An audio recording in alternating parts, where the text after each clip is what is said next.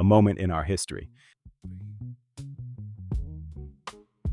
In 1987, Dr. Jawanza Kunjufu published a book that said out loud what Black parents already knew, that the American education system was designed to break Black boys.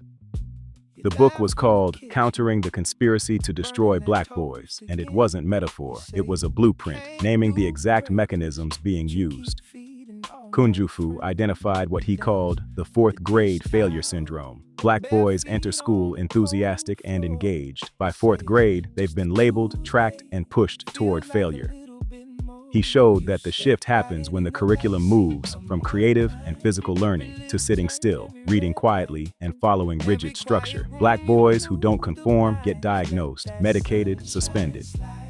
He argued this wasn't accidental. The system rewards compliance, and compliance is culturally coded. A quiet child is a good student. An energetic child is a problem. That framing disproportionately targets Black boys.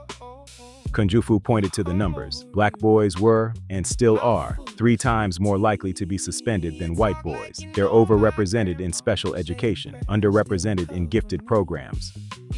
He called it a conspiracy, not because shadowy figures planned it in a room, but because the system produces consistent, predictable outcomes that no one corrects. When the result is the same every time, the design is the intent.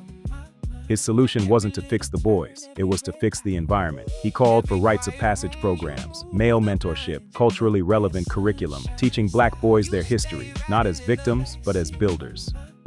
He said, if a boy doesn't see himself in the curriculum is telling him he doesn't matter. And if every authority figure in his school looks nothing like him, the system is telling him who belongs and who doesn't. The book sold over 1 million copies. It was never assigned in education schools. It was passed hand to hand in barbershops, churches, and living rooms, because the people it was written for understood it immediately.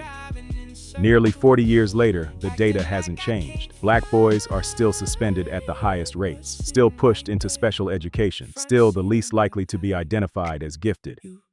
Kunjufu didn't predict a crisis. He diagnosed one in real time, and he told us exactly what to do about it. The question is, why we're still waiting. Save this, share it, teach it. They won't, so we have to. Until the next story, peace.